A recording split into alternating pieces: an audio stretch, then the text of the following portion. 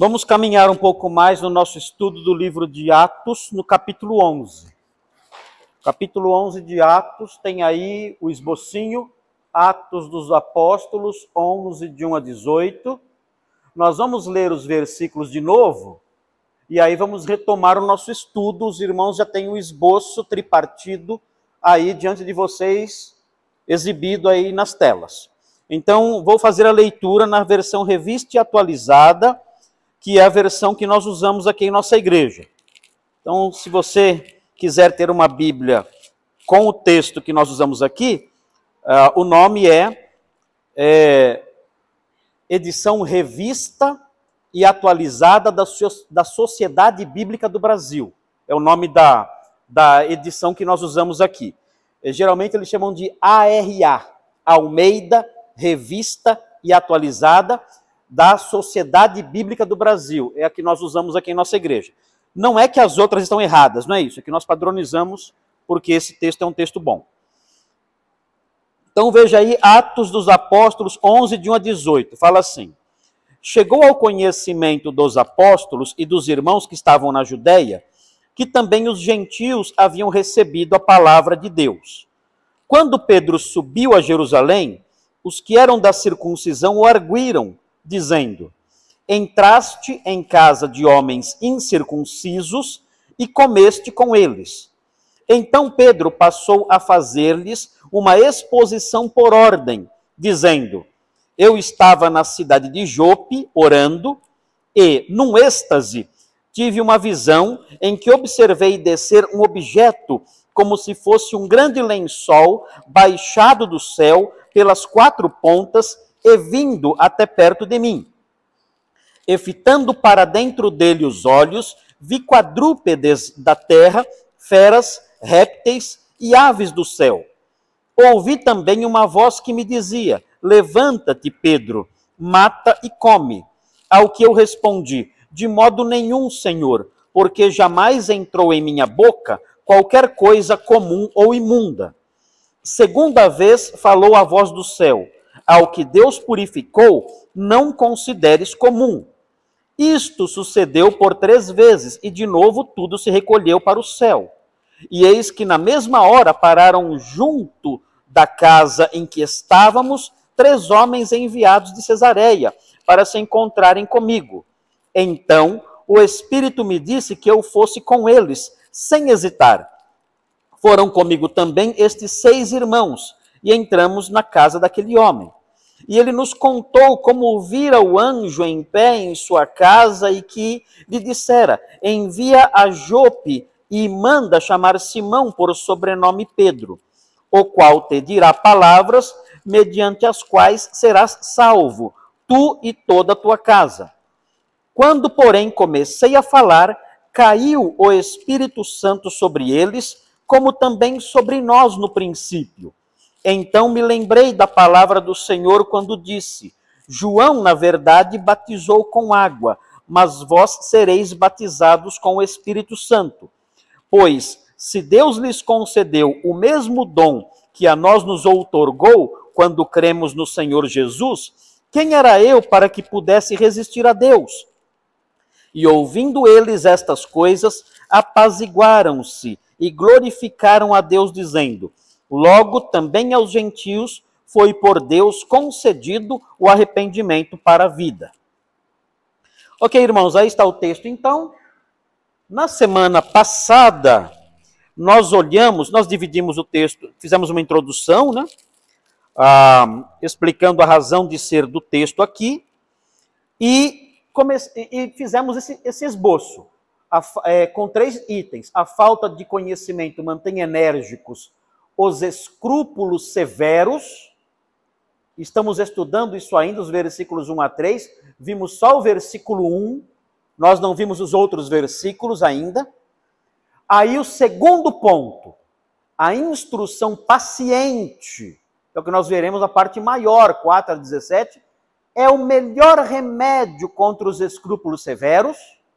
E por último, no último versículo 18, a paz e o louvor são os substitutos ideais para os escrúpulos severos. Escrúpulos severos aqui são aqueles conceitos de certo e errado que são pessoais. A pessoa adota aqueles conceitos que não são necessariamente nem certos e nem errados. E ela se apega àquilo como se aquilo fosse algo de que dependesse o cristianismo. Então, muitas pessoas têm escrúpulos, todos temos escrúpulos, mas há pessoas que têm escrúpulos que são extremamente severos. Então, por exemplo, alguém diz assim, olha, é errado a mulher ir à igreja de calça comprida.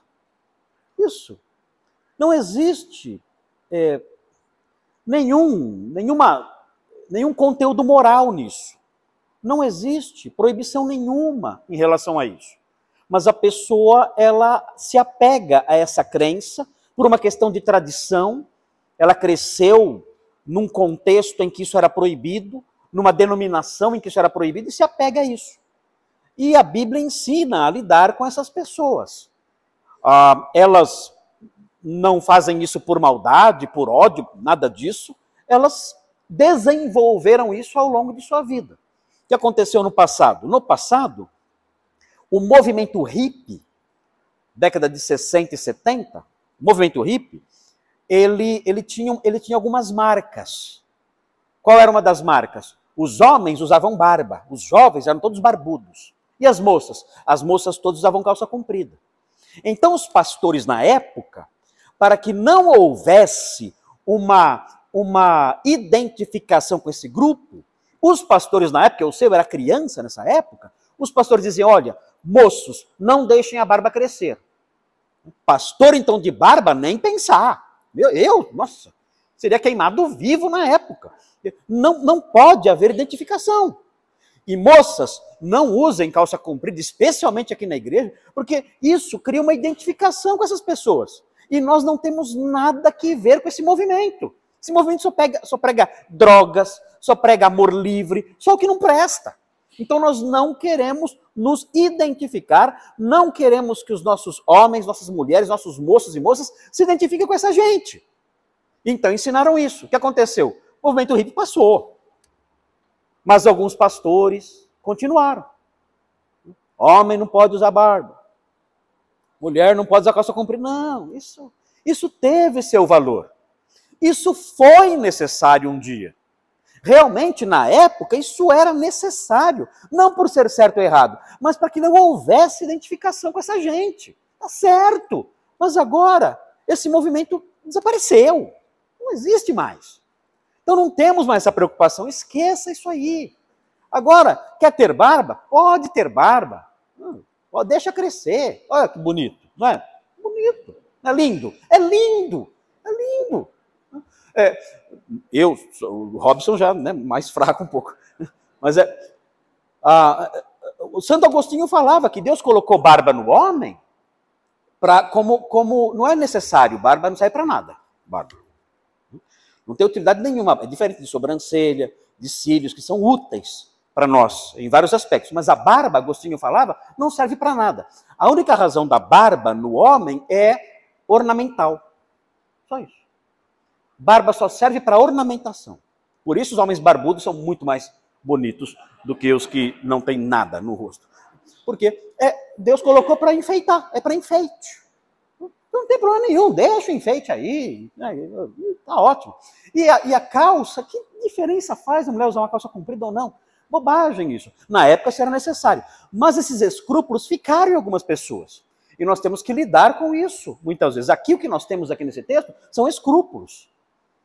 Aqueles judeus que nós lemos aqui no texto, eles foram criados num contexto em que se aproximar de um gentio e entrar na casa, comer, meu Deus, nem pensar. Pedro está dizendo, olha, isso acabou, isso não existe mais. E Deus nos revelou a realidade de que a fé e a dádiva do Espírito Santo equalizou todo mundo. Não tem mais judeu e gentio, isso não existe mais. O que existe agora é um povo lavado, santificado, purificado pela fé em Jesus. E o Espírito Santo veio sobre esse povo e sobre nós para mostrar que não há diferença nenhuma mais. Então, esses escrúpulos severos, eles vão ficando para trás. Até porque eles começam, a princípio, eles são inocentes. A princípio, eles têm até uma justificativa válida, como eu mencionei a questão da barba e da calça comprida. Mas, quando eles persistem, aí começam a se tornar errados. Aí eles começam a dar problemas. Aí eles começam a criar o que nós chamamos do quê? De uma forma de legalismo. Note bem, isso não é necessariamente legalismo, mas começa a parecer legalismo. Por que não é legalismo? Porque legalismo é um pouco diferente. Legalismo é a crença de que para ser salvo eu preciso cumprir certos preceitos. Então essas pessoas nem sempre chegam nesse ponto. Muita gente fala, não, eu creio que não pode usar barba, não pode usar calça comprida, porque eu acho que isso compromete o testemunho, não a salvação. Ok, então não é legalismo.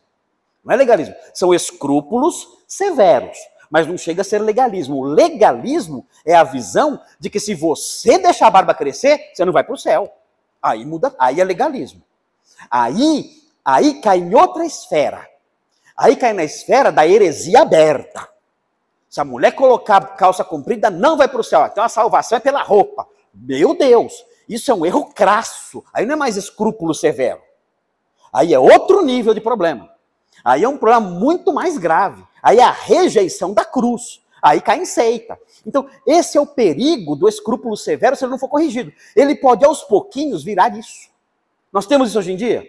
Há pessoas que creem que se, sei lá, a mulher usar maquiagem ou usar brinco e, sei lá, bijuteria, sei lá, joia, não sei, vai para o inferno? Tem seita que crê que se a mulher cortar o cabelo, ela vai para o inferno. No céu só tem mulher de cabelo comprido. Não tem mulher de cabelo curto no céu. Viu quem tem cabelo curto aqui? Mulheres. As de Orcelina tem cabelo comprido, você vai para o céu. Vai para o céu. Já a irmã Josefa não vai. Olha lá o cabelo curtinho. A senhora lamento muito. A senhora não vai para o céu. Agora, o que é isso? O que é isso? Isso é escrúpulo severo? Não, isso é outra coisa. Isso é legalismo. Aí eu caí numa heresia gravíssima. Para ir para o céu, eu tenho que crer em Jesus, mas isso não é suficiente. A cruz de Cristo não resolve o problema. Eu tenho também que deixar o cabelo crescer. Senão, não vou para o céu. Aí é outro problema. O problema do escrúpulo severo é que ele pode virar legalismo. E geralmente, vira. Então tem que cortar logo. É o que Pedro fez aqui. Ele cortou logo. Porque poderia acontecer o seguinte, olha, se você entrar na casa de gentios não circuncisos, você vai para o inferno. Opa! Agora vocês passaram dos limites. Agora o papo é outro. Aí já não é mais escrúpulo severo. Aí já é heresia aberta, é negação do evangelho.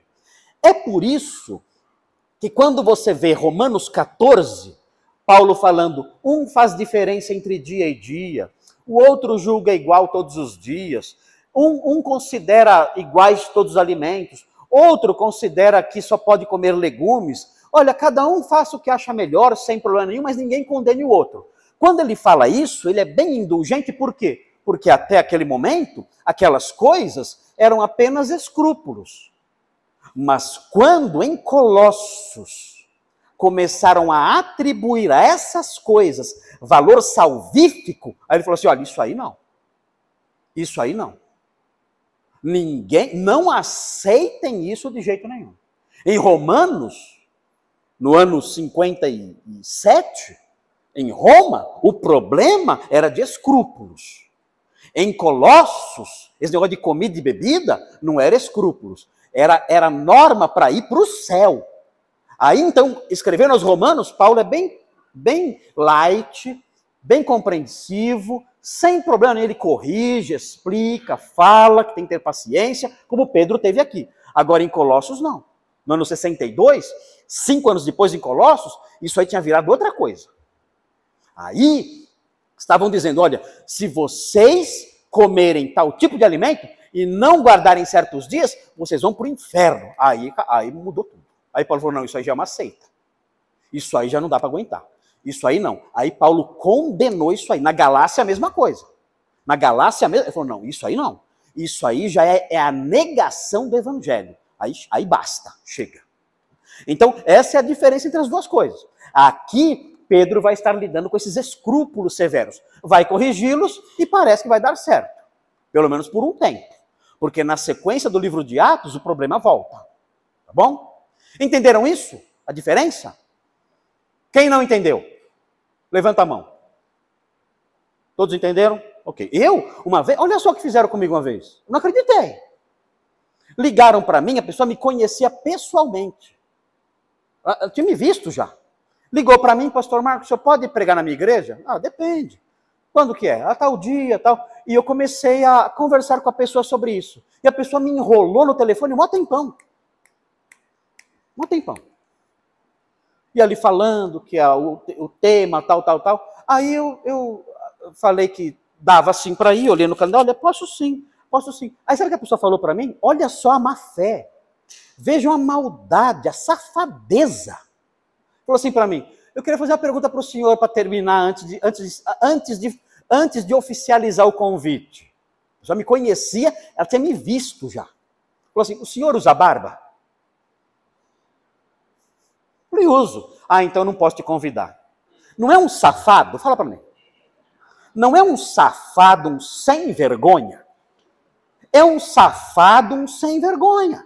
Por quê? Ele me enganou para querer me dar uma liçãozinha de moral sobre a barba. Que raio é isso aí? Que raio é isso? E vou dizer a denominação, Assembleia de Deus. Assembleia de Deus fez isso. E isso é má fé, é safadeza, é mentira, é tentar dar liçõezinhas de moral enganando a pessoa. Eu falei, amigo, você me conhece, você sabe que eu uso barba, e você fala isso agora? Você acha que eu tenho tempo para perder com essas bobagens? Por favor, tenha vergonha. Tenha vergonha. Que absurdo você acabou de fazer. É inacreditável. Agora, o que é isso? É decorrente do que isso aí? Esse comportamento absurdo, infantil, tolo. De onde isso vem? Escrúpulos severos. Eu quero crer que tenha sido escrúpulos severos. Porque se ele acreditava que eu não ia para o céu, porque eu usava barba, aí o papo era outro. Eu acho que muitos na Assembleia de Deus creem nisso. Creem que se você usar barba, você não vai para o céu. Aí já muda, aí já vira seita. Aí é outra história. Mas aí eu não sei, né? Acho que tem dos dois tipos, né, pastor? Pastor Robson foi pastor da Assembleia de Deus. Não, pastor não. Membro, né? Quantos anos? 10 anos. E tem quem crê que vai para o céu, tem quem crê que não vai para o céu. Então, metade é seita, outra metade não é. É uma semi-seita. Ok, vamos então caminhar aqui. E não é só, eu estou falando Assembleia de Deus, mas não é só Assembleia de Deus, não. Não é só, não. Toda denominação tem os hereges ali defendendo salvação por meio da observância dessas coisas. Toda denominação tem. Aqui na igreja já teve gente assim. Aqui já teve gente assim. Então ninguém está vacinado contra isso, não. Muito bem. Vejam aí então, nós já estudamos o versículo 1, já foi. A falta de conhecimento mantém enérgicos, bem enérgicos, aliás, né? Vamos ver aqui, enérgicos os escrúpulos severos. Você não vai pregar na minha igreja porque você usa barba. Então Jesus também não ia pregar, ele usava barba também. Bom, veja aí então, versículo 2, já vimos o 1. O 1 já foi. Não vou falar de novo o 1, senão eu já gastei uma aula inteira falando 1, falar de novo não vai dar. Se você faltou, sinto muito. Veja na internet. Veja o versículo 2 o que fala aí. Fala assim, versículo 2. Cadê o 2 aqui? Deixa eu olhar na Bíblia aqui, porque está anotado aqui. Vamos olhar o versículo 2, fala dos da circuncisão. 11:2. Quando Pedro subiu a Jerusalém, os que eram da circuncisão o arguíram, dizendo... Onde ele estava antes? Ele subiu para Jerusalém, estava onde antes? Onde ele estava? Em que cidade? Onde? No Egito? Jope? Jope? Ele estava em Jope? Não, né? Ele não tinha acabado de voltar de Cesareia? Cesareia, né? Ele estava em Cesareia Marítima, não é isso? Ou estou errado? Na Cesareia Marítima, né? Não é? Ele estava em Cesareia Marítima. Tem duas Cesareias. Cesareia de Filipe, que é mais para cima. Cesareia Marítima, que é pertinho de... não é tão perto de Jope, não. Não é tão perto, não. Mas ele estava lá, houve toda aquela experiência que ele narra nos versículos 4 a 17, e aí ele voltou para Jerusalém, subiu para Jerusalém. E ali ele encontrou quem? Os que eram da circuncisão. Quem eram essas pessoas? Quem são os que eram da circuncisão? Essa é uma expressão geral para se referir a quem? Judeus. Agora você vai dizer, mas a igreja só tinha judeu, não é verdade? Nessa época aqui, na igreja só tinha judeu. Tinha acabado de entrar agora, tinham acabado de entrar os gentios. Então na igreja de Jerusalém tinha o quê? Só judeu. Então todo mundo era da circuncisão. Então a igreja inteira se levantou e falou, você foi assim? Não. Aqui, o que acontece aqui é que essa expressão, os da circuncisão essa expressão é uma expressão usada em Atos para se referir aos judeus. Então os judeus em geral são os da circuncisão. Mas nesse versículo, presta atenção, nesse versículo, os da circuncisão são um grupo específico. É um grupo aqui que é mais severo, mais zeloso. É um grupo mais radical, mais apegado aos costumes judaicos, ok? Então a expressão tem que sentido? Um sentido aberto para se referir a todos os judeus. Por quê? Porque os judeus são praticantes da circuncisão. Aqui a expressão assume um sentido mais estrito. Então tem o sentido amplo, todo judeu, e o sentido estrito.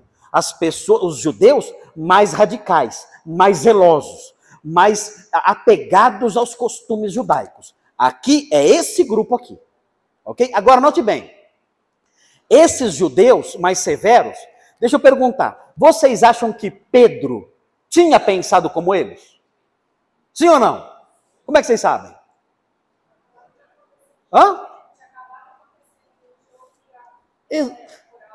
Exatamente. O diálogo dele com Deus em cima lá do telhado em Jope. Falou, Senhor, não vou. Come aí esses bichos aí. Não, eu nunca fiz isso. E nem vou fazer.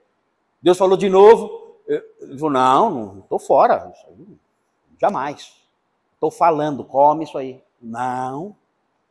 Ele era extremamente escrupuloso nessas questões. Então, acho que Deus até chamou ele, entre outras coisas, até porque não era alguém que dava evidências de liberalismo. Ele vai contar a história dele. Assim, eu pensava igual vocês. Eu também tinha essa mentalidade. Eu jamais entrei na casa de um gentio para comer com eles. Nunca eu fiz isso. A minha ideia era exatamente, alguns dias atrás, era exatamente assim. É que nos últimos dias aconteceram coisas que vocês não sabem. Eu vou dizer agora, eu vou instruir vocês. Aqui, instrução. Eu vou ensinar para vocês o que Deus me ensinou. Mas há pouco tempo atrás, eu tinha essa mesma cabeça aí. Então Pedro tinha inclusive moral para falar. Agora, notem bem aí, na sequência, ele vai falar com essas pessoas, os da circuncisão no sentido estrito, são extremamente radicais, são extremamente fundamentalistas, né, na linguagem de hoje aí. Agora vejam quais são as acusações que eles fazem. Veja aí, no versículo 3, vão aparecer 3 acusações. 3. Não, só tem 2. Não, tem 3. Quem vai achar as 3 acusações? Primeira acusação, qual é? Você entrou na casa de certas pessoas. Absurdo. Você entrou na casa. Qual é a segunda acusação? Hã? A segunda acusação é contra os anfitriões.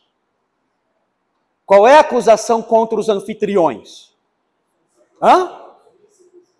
São homens?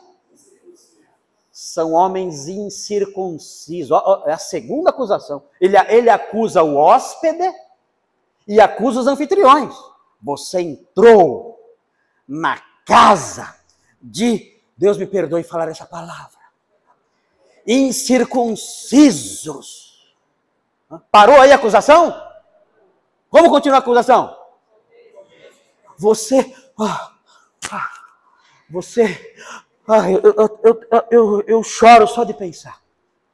Você, meu Deus, você comeu com eles.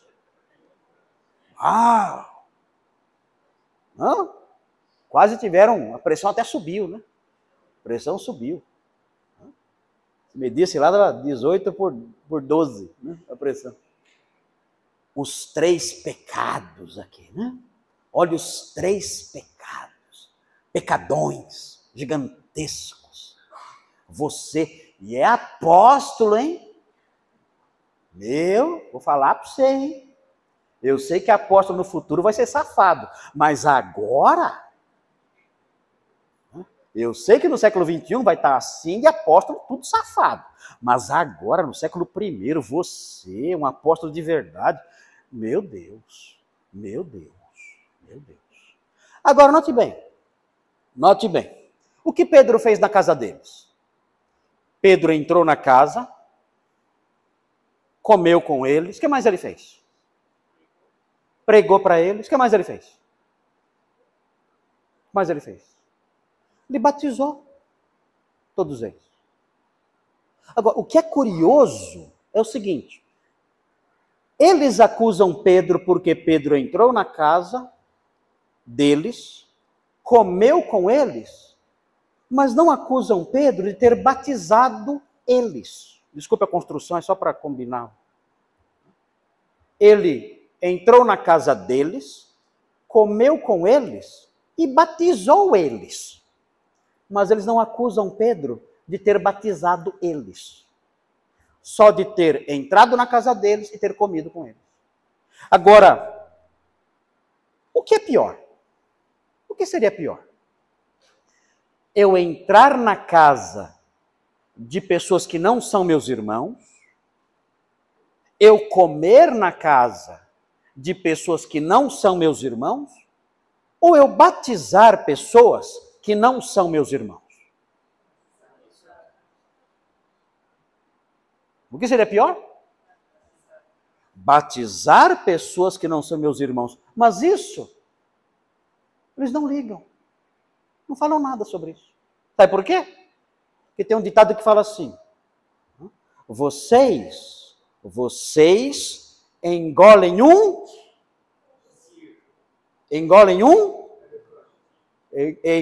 qual é o bicho? Engolem um camelo. Tem gente falando aqui saruê. Não tinha saruê em Jerusalém. Aí não dá. Jaguatirica, aí não. Aí não. Qual é o bicho? Camelo. Vocês engolem um camelo e coam um mosquito. É impressionante isso. É impressionante como as pessoas que têm esses escrúpulos severos e, mais tarde, o legalista, que essa pessoa ela caminha nessa direção, se deixar. Ela se torna legalista um dia. É impressionante como essa gente faz isso. Coa um mosquito e engole um camelo. Camelo. Viu? Robson falou saruê. Não é saruê, Robson. Pastor, você não está lendo a Bíblia, pastor? Ok. Irmão, eu estou brincando, não falou saruê não, viu? Não falou não. Muita gente aqui nem sabe o que é saruê. Você não sabe? Saruê é uma raposinha. Não dá para engolir também. Né? E ninguém vai querer também engolir um saruê. Mas enfim, notem esse tipo de coisa. Gente, é a coisa mais ridícula da Terra. Você entrou lá, você comeu lá. Ele batizou também. Ser errado é entrar na casa e comer. Muito mais errado era batizar. Mas eles nem mencionam isso aí. Porque essas pessoas têm essa tendência de coar o mosquito e engolir o camelo. Você já viu isso em algum lugar? Quem já viu isso? É impressionante como isso é verdade. Em qualquer lugar onde há legalismo, tem isso. Em qualquer lugar onde há escrúpulos severos, tem isso. A pessoa é extremamente severa com bobagens, com besteiras, com coisas tolas, e deixa passar. Não é um camelo, é a manada de camelos. Parece que há um bloqueio mental. Você não percebe o absurdo que você deixa passar e fica aí se levantando contra bobagens, contra mosquitinhos, e deixa passar camelos. Isso é imensa bobagem, imensa tolice isso aí. E o diabo usa isso. Eu me lembro que uma vez eu fui falar numa denominação que era muito assim rigorosa em termos de escrúpulos desse tipo. Muito rigorosa. E eu fui falar lá só para pastores, tinha um monte de pastor lá. E eles chamavam esses costumes todos, assim, bem rígidos, de doutrina. Isso é doutrina. Isso é tudo, menos doutrina. Mas eles chamavam de doutrina. Aí eu falei assim para eles, olha, o que eu quero dizer para vocês todos é que o diabo enganou vocês. Eles ficaram assustados. Quem? O diabo enganou vocês. E eu vou dizer como o diabo enganou vocês. O diabo enganou vocês como eu engano o meu cachorro. Eu tinha um cachorro na época. Vou dizer como é que o diabo enganou vocês. Eu uso a técnica do diabo que ele usa com vocês, eu usei com o meu cachorro. É assim, meu cachorro, eu tinha um cachorro, era um Fox paulistinha. Esse cachorro é endemoniado. Esse cachorro nunca tem um cachorro desse na sua vida. Nunca tem. Ele tem o diabo no corpo. Ele tem uma legião no corpo. Ele não tem, é uma coisa, nunca tenha esse cachorro na sua vida. Nunca. Por amor da sua família, da sua saúde mental, do seu bolso, nunca tenha esse cachorro. Ele tem esse tamanho aqui, ó. Mas é um demônio. Um demônio. Eu me arrependo até o último fio de cabelo ter comprado aquele bicho para minha filha. Mas enfim, esse cachorro, quando eu abri o portão de casa para receber alguém, ele corria para a rua e aprontava o diabo a quatro. Era uma coisa assim, ninguém pegava ele, era um caos completo. Então o que eu fazia? Chegava a visita em casa, o que eu fazia? Eu pegava alguma coisa, algum brinquedinho, alguma coisa, e jogava. Aí eu jogava, o meu cachorrinho corria lá para pegar, para brincar lá. E aí a pessoa entrava na casa. Aí eu fechava o portão rápido, ó, corre aí que o demônio tá vindo. Eu fechava rápido e o demônio ficava lá. Mordendo lá, rolando lá. E a pessoa entrava tranquila, tal. É assim que eu faço. Falei, o diabo faz igualzinho com vocês. O diabo faz isso com vocês. Sabe o que o diabo faz? O diabo, quando vocês vêm no portão, o diabo pega o pauzinho dos escrúpulos severos. Ele pega o pauzinho da calça comprida. Ele pega o pauzinho da barba. Ele pega o pauzinho da maquiagem e joga. E vocês vão correndo atrás do pauzinho e ficam lá. E aí ele entra na casa. Aí enquanto vocês estão brigando com o pauzinho, o diabo entra na casa. E ele entra na casa, e na casa ele planta adultério. Ele planta imoralidade entre os jovens. Ele planta calúnias terríveis. Ele planta estratégias políticas sujas e mentirosas. Ele planta inimizades, ele faz a festa na casa. Mas vocês estão lá, brigando com o pauzinho da calça comprida, da televisão e da barba. Vocês estão lá. E ele fazendo a festa na casa. O diabo enganou vocês. Nunca mais me chamaram para falar. Eu falei uma vez só e fui embora. Mas é isso. É o que o diabo faz. O diabo usa esses escrúpulos para isso. Ele joga esse pauzinho, as pessoas ficam lá brigando com isso. E aí é a gente brigando com mosquitos. E aí entram os camelos. Aquele monte de camelo entrando. A manada. E eu lá brigando com os mosquitos. É o que ele faz. Temos que tomar cuidado em nossa igreja, para isso nunca acontecer aqui. Muito bem. Então, notem que a falta de conhecimento, por eles não saberem o que tinha acontecido, mantém enérgicos os escrúpulos. Eles fazem acusações pesadas, né? Ali atacando o que Pedro tinha feito. E, no entanto, deixam coisas importantes para trás. E isso aqui é uma marca comum, essa energia toda, essa severidade toda na defesa dessas coisas, de escrúpulos, que não tem relevância nenhuma. Vamos ver o que Pedro fez. Veja então agora o ponto 2. Olha aqui, o ponto 2 é o quê? A instrução paciente. Aqui, ó. A instrução paciente. Pedro foi paciente, né? E começou a ensinar. Não, olha, vocês estão enganados. Eu vou dizer o que aconteceu. E aí ele começa a instruí-los. E nós temos aqui toda a repetição da história que aconteceu no capítulo 10. Ele repete. Já dissemos na semana passada que essa repetição aconteceu porque Lucas quer frisar isso. O Alão que destacou isso aí quando eu perguntei. Lucas quer frisar isso, essa história. Por que ele quer frisar essa história? Porque é uma história muito importante, tem que entrar na nossa cabeça. Por quê? Porque dessa história depende a equalização da igreja. Dessa história depende a realidade de que na igreja não há distinções raciais. Dessa história depende a ideia verdadeira de que na igreja não há castas espirituais. Não existe isso.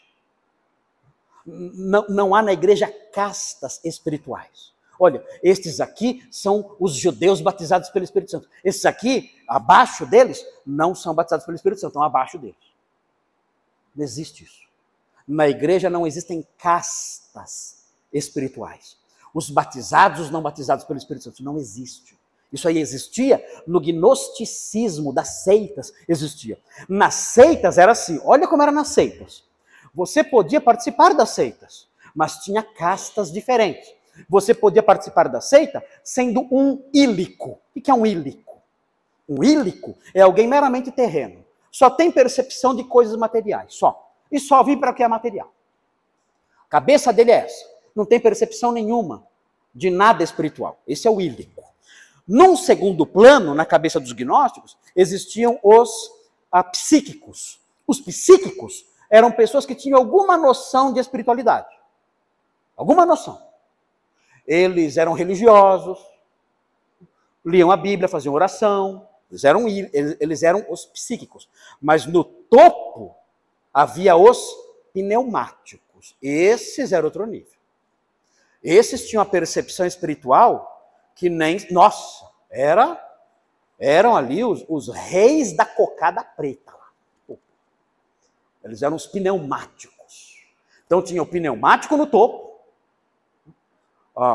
o psíquico no meio, intermediário, e o ílico abaixo. Essas eram as castas. Na igreja tem isso? Na igreja, todos que creem em Cristo se tornam pneumáticos. Todos têm o Espírito. Não há distinção entre judeu, entre gentil. A todos nós, diz o apóstolo Paulo, foi dado beber de um mesmo Espírito. Não há distinções. Eu não posso chegar e falar assim, aqueles ali ó, são batizados pelo Espírito. Aqueles ali não. Aqueles lá estão numa casta mais alta. Esse aqui está numa casta mais baixa. Eu não posso fazer isso. Isso não existe. Isso é coisa de seita. Seita do diabo faz isso. Estabelece essas castas espirituais. Na igreja não existe isso. Então o que Pedro vai fazer? Pedro vai mostrar isso para eles. E Lucas vai narrar isso 2 vezes. Para quê? Para entrar na cabeça. Olha, essa é a base para a ausência de qualquer ideia de superioridade espiritual na igreja. O que pode haver diferente é grau de maturidade. Alguém pode se converter agora e estar crescendo na vida espiritual, no conhecimento, na santidade. Isso é normal. Isso é normal. É como uma criança e um adulto.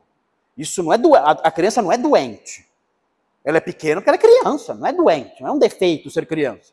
Ela tem pouco tempo de vida. Por isso ela é pequena.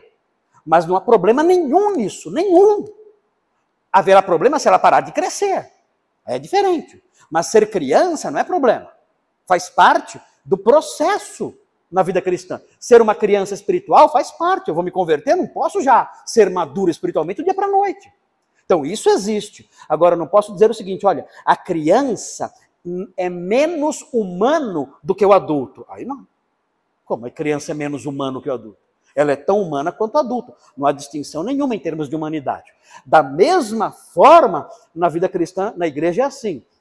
Pode haver graus de maturidade diferentes, mas ninguém é espiritual e o outro não é. Não.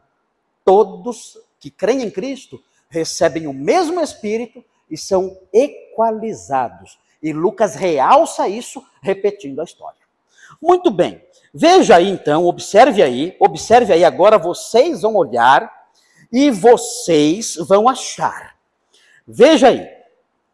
Quais são as provas, aqui ó, nos versículos 4 a 17, olha aí, nós vamos caminhar juntos, eu quero que você veja nos versículos 4 a 17, as provas da ação sobrenatural de Deus, Ele agindo de modo sobrenatural para provar que Ele aceitou os gentios. Ele aceitou os gentios ou não? Aceitou. Agora, Pedro vai contar a história mostrando coisas sobrenaturais. Porque as coisas sobrenaturais vêm de quem? De Deus. Então ele vai mostrar as coisas sobrenaturais. Para provar o quê? Olha, o que está acontecendo, o que aconteceu veio de Deus. Deus fez isso, não fui eu. Deus fez isso. Então vamos ver quais são os sinais aí, nesse trecho que mostra que era algo sobrenatural. Não era natural, era algo de Deus. Veja aí, acharam alguma coisa aí? Veja aí no versículo 4 que está escrito. Então Pedro passou a fazer-lhes uma exposição por ordem. Aqui não tem nada, não tem nada. Vai começar agora. Veja aí, no versículo 5 tem alguma coisa? Hã? Ele teve um êxtase, né? E uma visão, olha aqui, algo sobrenatural. O que é êxtase? Ele ficou fora de si. Será que ele fez assim? Não, não fez.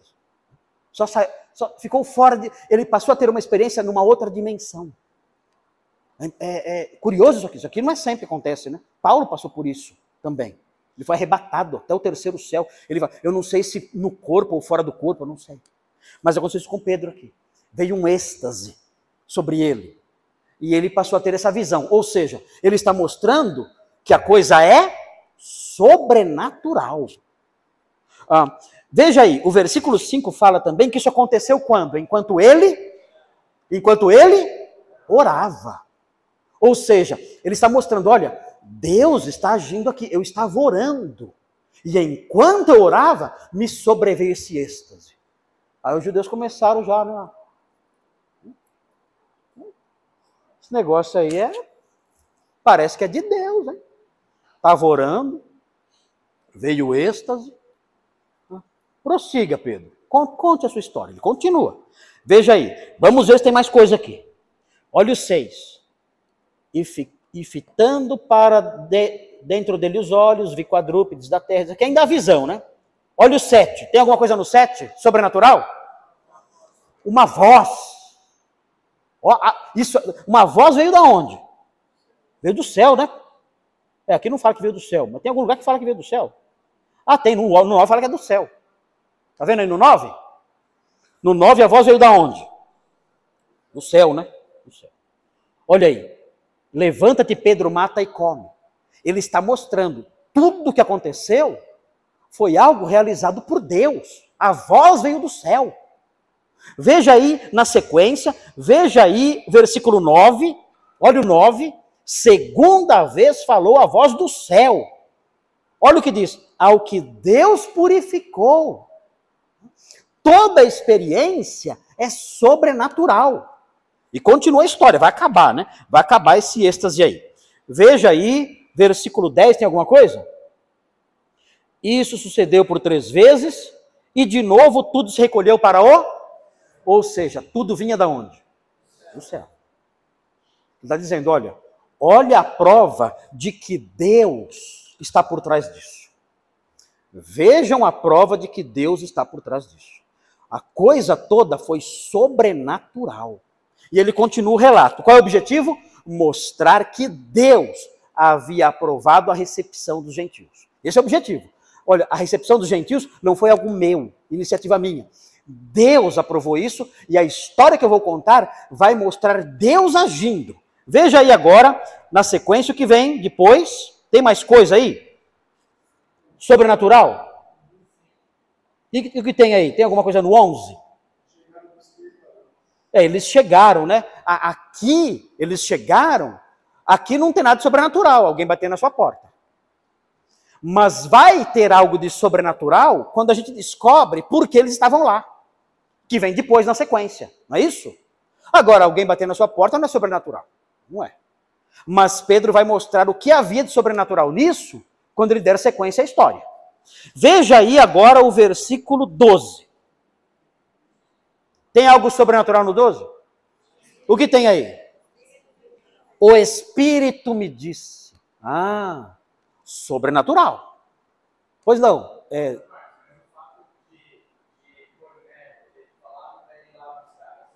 Então, isso é sobrenatural, está implícito aqui, mas vai acontecer depois. A sobrenaturalidade do versículo 9, né? Não, 10, não, 11, vai ficar clara mais para frente um pouquinho. Isso pensando em quem está ouvindo a história. Quem está ouvindo a história, quando fala das pessoas chegarem na porta dele, não vem nada de sobrenatural nisso, mas depois, na sequência, vão ver. Eles estão lá porque Deus mandou. A gente sabe já, né? A gente já viu tudo, né? A gente já leu o resto. Então, vamos ver aí. Veja aí, então, é o 12 que estamos? Ok. O 12 tem o lado sobrenatural aí. O Espírito disse. E o 13 tem? Olha o 13. Tem? O que tem no 13? Um anjo. Gente, o que mais tem nesse texto é coisa sobrenatural. Agora é um anjo que aparece. É um festival de coisa sobrenatural, olha só. É êxtase, é visão, é voz do céu, é o Espírito falando, é anjo aparecendo. Isso aqui está parecendo um culto da Universal, isso aqui. Tem mais milagre aqui do que no ano da Universal, né? Só que esses aqui são de verdade, né? Não é invenção. Veja aí, veja agora o 14. Olha o 14. Tem algo aqui de divino.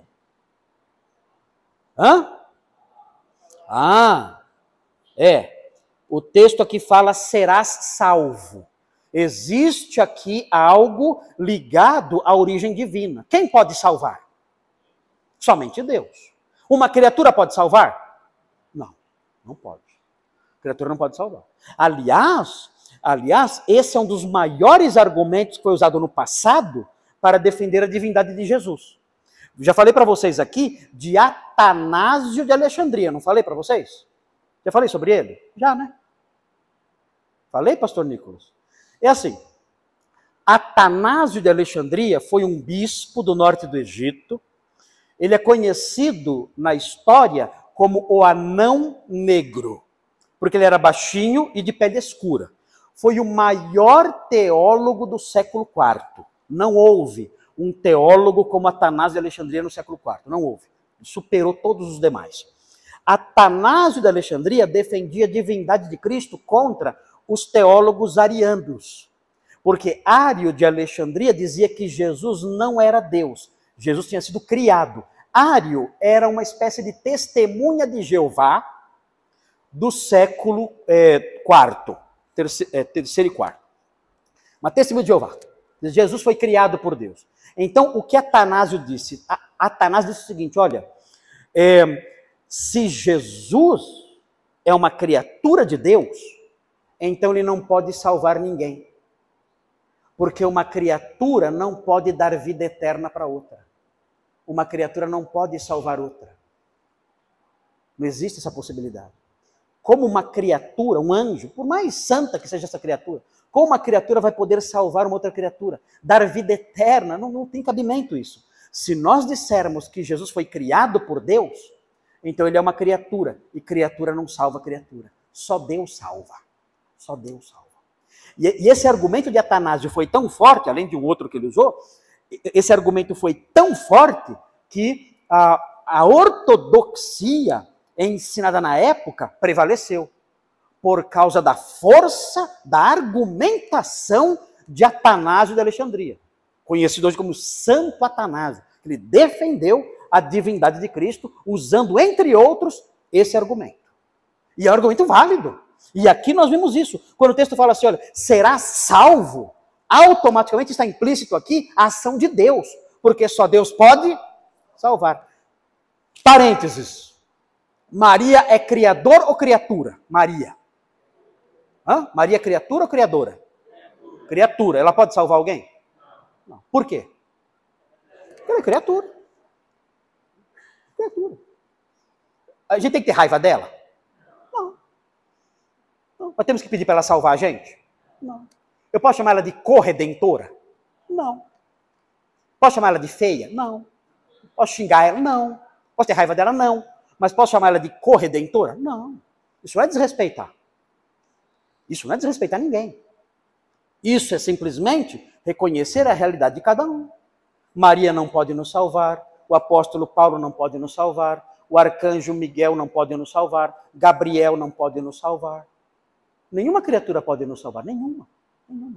Só Cristo pode nos salvar. Só Deus pode nos salvar. Só o Criador pode salvar a criatura. Não tem jeito.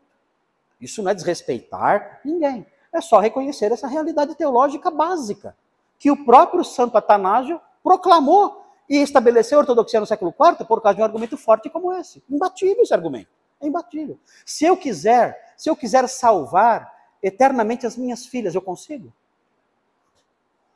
Eu daria tudo. Se eu pudesse, Paulo dizia, olha, eu daria a minha vida. Eu gostaria de ser considerado anátema, separado de Cristo para salvar os meus compatriotas. Se eu pudesse salvá-los, eu daria tudo para salvá-los. Mas Paulo podia? Não podia. O próprio Paulo dizia, eu não posso salvar ninguém. Por quê? Eu sou uma criatura. Eu tenho que ser salvo, não salvar. E então, nós reconhecemos a partir disso, que só Deus pode salvar. Aqui, então, nós vemos a ação de Deus. Será salvo. Veja aí na sequência, tem mais coisa? No 15, tem algo sobrenatural? No 15. Tem? Comecei a falar, aconteceu o quê? Caiu o Espírito Santo. Isso é sobrenatural? Sobrenatural. É o Pentecoste gentílico, que nós já estudamos no capítulo 10. No 16 tem alguma coisa? 16 é uma citação só. No 17 tem? Tem no 17? Tem, né? Deus lhes concedeu o mesmo dom. Algo sobrenatural. Ou seja, tudo aqui nesses versículos mostram o quê? A ação sobrenatural de Deus aceitando os gentios. Ok. Muito bem. Agora, que está tarde já. Rapidinho aqui. Agora nós vamos seguir a moça, a jovem textual. Vamos seguir essa moça na passarela. Esse texto está andando numa passarela agora. E essa moça vai deixar a teologia cair no chão. Nós vamos recolher a teologia dela. Ok? Tem teologia nessa passagem? Tem ou não tem? O objetivo de Lucas, principal, é apontar esses pedaços de teologia que caem enquanto o texto caminha. É esse o objetivo? Não é. Mas que cai, cai. Que cai, cai. Lembra das moças, vocês que são mais velhos, vocês lembram das moças que ficavam caminhando no vai e vem? Sabe o que é vai e vem?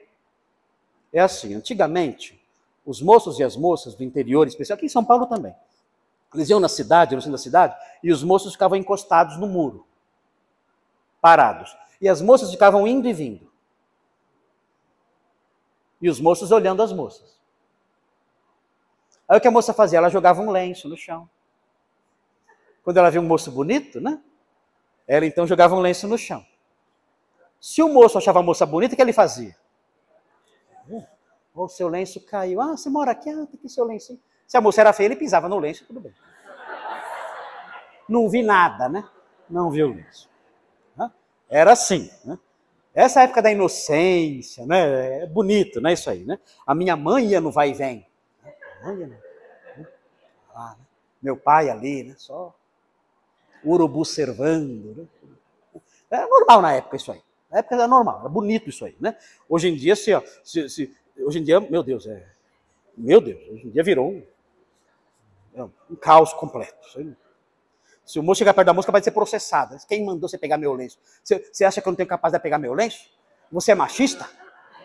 Eu tenho força e capaz de pegar lenço. Não precisa da ajuda de ninguém, não. O seu machista, safado, sai daqui, vou te processar. Você tá lascado, coitado, catar o lenço da mulher. Eu não pode. Não pode mais pegar lenço, não pegue lenço. Mas o que nós temos aqui? Nós temos aqui nesse texto a moça textual andando no vai e vem. E ela joga os lencinhos da teologia e a gente vai pegar agora. Vamos pegar os lencinhos que ela deixou cair. São lições teológicas que acidentalmente caíram no chão. E nós vamos recolhê-los agora. Eu vou dizer onde eles estão. Onde estão os lencinhos dessa moça linda? A moça linda. Todo mundo vai querer pegar o lenço. Veja aí. O primeiro lencinho está no versículo 12. Tem uma liçãozinha teológica importante no versículo 12. É uma lição na área de pneumatologia. Ela está embutidinha aí. É um lencinho pequeno, meio escondidinho, mas esse lencinho tem uma lição importante. O que o Espírito faz aí? Ele faz o quê? Ele fala. Onde é que está a lição teológica aí? É no campo da pneumatologia. O quê? Olha só o que a Cris falou. A Cris catou o lencinho. Cris, vou compartilhar o lencinho que você acabou de pegar aqui agora. Então note, o Espírito fala. Logo, aquele ensino de que o Espírito é uma força, não tem esse ensino? Que o Espírito Santo é uma força. Quem fala isso? Que o Espírito Santo é uma força. Testemunha de Jeová. Testemunha de Jeová fala que o Espírito Santo é uma força. É a força ativa de Deus. Força é isso aqui. Ó. Eu posso conversar com a eletricidade? Eu posso ter um relacionamento pessoal com a eletricidade? Só se eu for maluco. Eu chegar, oi força. Oi energia. Posso ter uma experiência eletrizante se eu enfiar a mão na minha caixa de disjuntores, né? Mas é o máximo que eu posso ter. Eu não posso ter um relacionamento pessoal com a energia. E dizem que o Espírito Santo é isso, é uma energia. Isso está errado, como eu sei? Aqui o texto fala, o Espírito falou. Logo, ele é um ente pessoal. Eu posso me relacionar com ele. Eu posso falar com o Espírito Santo? Posso. Espírito Santo me consola. Eu posso fazer isso? E ele fala comigo? Ele fala, ele me guia, ele me consola. Ele é o consolador. E como ele me consola? Falando. Ele fala. Ele me ensina. Ele me dirige. Então ele não é uma força. Então nós temos aqui um lencinho que caiu enquanto o texto anda. O texto vai andando, cai um lencinho. Que lencinho? O lencinho da pneumatologia. O que eu aprendi? O Espírito Santo é alguém, não é algo. O Espírito Santo é alguém. Eu posso conversar com ele e ele falar comigo. E isso é importante para a minha vida espiritual. Eu sei que eu tenho alguém com quem eu posso conversar. O Espírito nos assiste em nossas fraquezas. Às vezes não sabemos orar como convém, mas o Espírito nos assiste nessas horas. Ele consola o nosso coração, ele fala conosco, nos guia. Ele é assim. Ele nos convence do pecado quando nós falhamos. Ele fala. E isso é um aspecto da teologia fundamental para a vida cristã. É o primeiro lencinho, há outros talvez aqui, que eu não consigo catar tudo, mas há outros lencinhos aqui que o texto vai deixando cair. Tudo bem aqui? Perceberam? Olha só que coisa, hein? Uma expressãozinha. O Espírito disse. Uau, legal. Tem teologia aqui. O Espírito disse. Ele falou. Ok? Você pode falar com ele. Agora tem outro no versículo 14. No versículo 14, a moça textual deixou cair outro lencinho no campo da soteriologia. Eu acho que é um lenção. Eu acho que ela tacou no chão com força.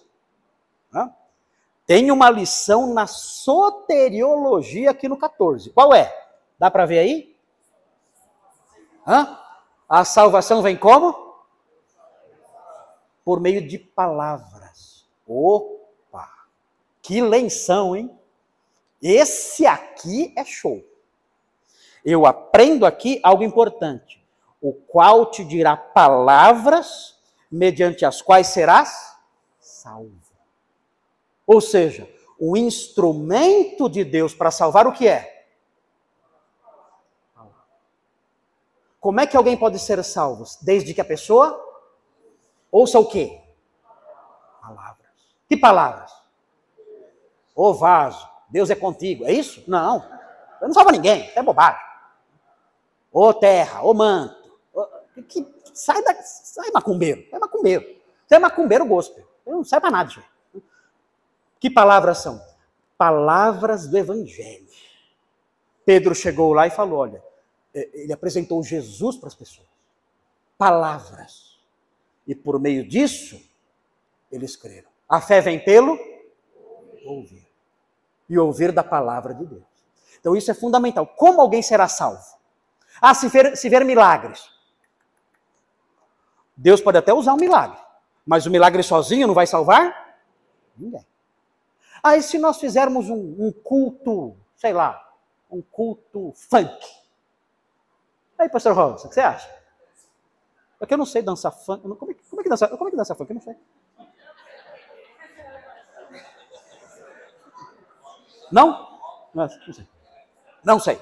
Não sei dançar funk, eu tenho que aprender. Mas note, se eu fizer um culto funk para salvar as pessoas, vai funcionar? Na soteriologia bíblica ortodoxa, existe só um veículo por meio do qual Deus salva. Qual é o veículo? Palavras. Se não falarmos, não vai acontecer. Eu tenho que falar. Você quer que as pessoas da sua família sejam salvas? Fale. Quer que as pessoas do seu trabalho sejam salvas? Fale. Isso não é o pastor que inventou. O texto bíblico, a senhora, a moça textual, jogou esse lencinho para nós. Olha aqui. Teologia. Salvação, o instrumento que Deus usa é a palavra. Tem que falar. E aí as pessoas ouvindo crerão e crendo serão salvos. Esse é o segundo lencinho. Nosso tempo está apertado, hein? Vamos correr aqui. Tem mais um lencinho. O lencinho, outro lencinho que tem, está no versículo 17. Tem mais um lencinho. Cadê? Olha aqui. Olha só. Pois aqui tem um monte de lencinho, na verdade, né? Catou a caixa de lenço e jogou no chão. Mas veja aqui.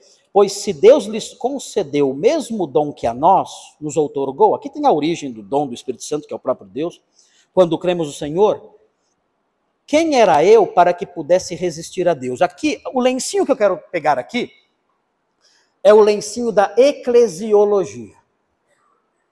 É o lencinho da eclesiologia. Qual é a doutrina que está presente aqui? No campo da eclesiologia. Eclesiologia prática. Aqui eu vou ajudar mais, porque esse lencinho está meio por baixo. Assim. Ele está perto do bueiro aqui, está meio por baixo. O que eu quero dizer aqui é o seguinte, de acordo com esse texto, eu recusar ter comunhão com pessoas que Deus salvou, é o quê? Nesse texto aí, olha aí. Olha antes de responder, olha. Eu recusar ter comunhão com pessoas que Deus salvou, de qualquer raça, de qualquer condição social, de qualquer realidade acadêmica, intelectual, de qualquer condição, eu recusar ter comunhão com essas pessoas. De acordo com esse texto, isso é o quê? Hã? Quem falou? Resistir a Deus. O que é resistir a Deus? É ser o quê? É ser rebelde contra Deus. É se revoltar contra Deus. Isso é sério? Não? Isso é sério? Meu Deus! Meu Deus! Isso significa o seguinte, se eu vejo o Brenner, você é crente? Você é crente? Faz tempo? Quando você se converteu? Converti no meu quarto, dia 27 de abril de 2020. 27 de abril de 2020 você se converteu. Aí você se tornou um crente. Creu em Cristo. Aqui é o Brenner. Vamos supor que o Brenner seja um homem rico. Você não é rico não, né? Não, não é. Seja um homem rico. E eu tenho raiva de rico. Rico é opressor. Rico tudo é ladrão e opressor. Com raiva de rico. Aí ele se converte, ele chega aqui na igreja com o seu carro, né? A sua Palio Weekend 97. Né? Eu olho, vejo o Brenner ricão. Conheço essa raça aí. Essa gente aí é tudo metido, opressores, explorando as pessoas. Ficou rico, como é que ficou rico? Como é que fica rico no Brasil? Tem safadeza aí, é tudo safado. Não quero chegar perto dessa pessoa. Opa. Já viram isso em algum lugar ou não? Não? E o contrário, já viram? É pobre. Brenner é pobre. Chegou aqui com a sua Palio 97. Ralé, não quero me envolver com ralé. Essa gente é ignorante. Quero ter comunhão com eles. Tá lá, igreja aberta, né? Mas eu, por mim, não deixo meus filhos brincar com os filhos dele. Não quero misturar, não. Não quero misturar, não. Comigo, não. O que é isso? A Bíblia diz que isso, em termos de eclesiologia aplicada, isso é resistir a Deus. Por quê? Deus aceitou esse moço. O Deus Santo, Criador dos céus e da terra, infinito em santidade, recebeu esse moço. E eu não recebo. O que é isso? Eu sou melhor do que? Sou melhor do que Deus. Não existe blasfêmia pior do que essa. Deus recebeu, eu não recebo. Eu estou acima de Deus. Isso é inaceitável. Não tem espaço para isso na igreja. Então, são algumas realidades doutrinárias que o texto deixa cair. E nós temos que assimilar isso. Porque estão aqui, porque o Espírito Santo fez com que o texto deixasse essas lições caírem aqui. Bom, está tarde já. Nós vamos continuar na semana que vem. Semana que vem, pastor Nicolas, posso continuar ou você vai... Ah, é Páscoa, né? Semana que vem é Páscoa. Vocês já fizeram a inscrição? Não? Quantos, Cris? Irmãos, inscrição da Páscoa, hein? Semana que vem já, ok? Café da manhã da Páscoa. Ok, vamos encerrar agora, não nessa semana então, pastor Lino, na outra semana eu vou continuar para terminar esse texto aqui. Tá bom? Tem muita coisa legal para a gente aprender ainda aqui.